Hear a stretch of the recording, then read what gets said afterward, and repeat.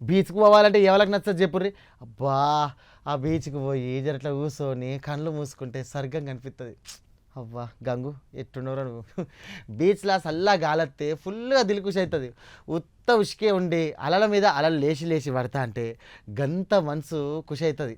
అందులో ఇంకెంత ఎక్కువ సవలతులుంటే జర ఎంత సూపర్ ఉంటది కదా! అదే మరి ముచ్చట. చూడుర్రి ఒకసారి మరి ఏమైందంటే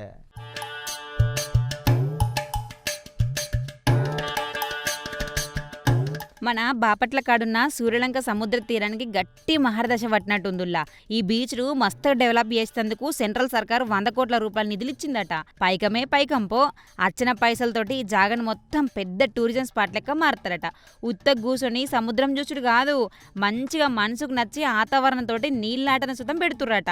నీళ్ళతన నీళ్ళాటలు పెడుతుర్రు అంటే నీళ్ళ జారుడు బండలు మీదికెక్కి కిందికి జారినట్టుగా జలవిహార లెక్క ఉంటాయి కదా, అవి గావి కూడా చేస్తారట.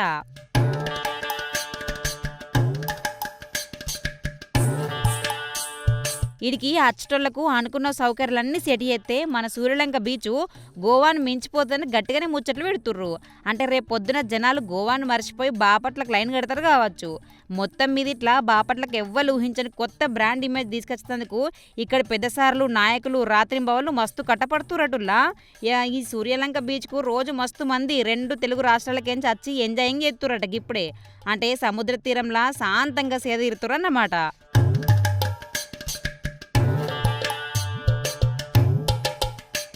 సినిమాల్లో వేసుకపోయినట్టు గాలి మోటార్ అసంటి పడవ నీళ్ళలో దీంతో ఎట్లాడతారు కానీ నల్లగా పచ్చగా ఎర్రగా రంగురంగులతోటి మస్తు గమ్మత్తుంది కదా. మాళ్ళల్లో గాదులు బీచ్ల సుతం ఉరికే పోర్ల కార్లు ఎగిరెగిరి పడుతున్న అలలు. అబ్బా చిన్నగా లేదుల్లా మోక మస్తు ఉంది కదా గీ సూర్యలంక బీచ్. రేపు మాపు డెవలపింగ్ చేసినాక ఇంకా కండ్లకు చూస్తే సాలని తీరుంటుంది కావచ్చు ఇడ. మరి అంతమంది అత్తున్నప్పుడు సౌలతులు మంచిగా లేకపోతే ఎట్లా చెప్పుర్రి. గందుకే ఈ ప్లేస్ను పైసలు పెట్టి గట్టిగా ముస్తాబు ఎత్తుర్రు. దీన్ని చూసి జనాలు మస్తు ఖుషి కాబట్టి ఇక జోర్బింగ్ జైట్ రైడ్స్ బైకింగ్ అసంటి సుతం చాలు ఎత్తురట.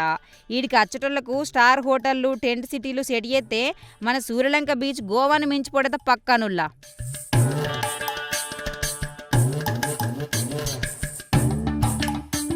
ఒట్టి సూర్యలంకతో అయిపోతులేదు ఈ ముచ్చట.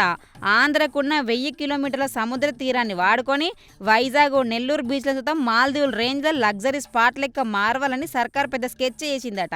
ఇటు మన వైజాగ్లో జూ పార్క్ వెనకాల సముద్రం ఒడ్డున కార్నిష్ పార్క్ పేరుతోటి వరల్డ్ క్లాస్ వాటర్ ఫ్లైన్లను వ్యూ పాయింట్లు కడతారట.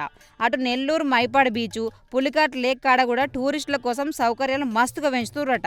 ఇవన్నీ చూస్తే రేపు పొద్దున జనాలు గోవా మాల్దీవులు మర్చిపోయి ఆంధ్ర బీచ్లకే క్యూ కడతారు కాబట్టి ఇక రేపు మాపు పక్క పొంటున్న చీరాల రాంపురం బీచ్ల కాడ కూడా ఇక మోక వేరే తిట్టు ఉండదు పటుర్రి. మీరు కూడా వేరన్నట్ల మరి పురుసతుంటే.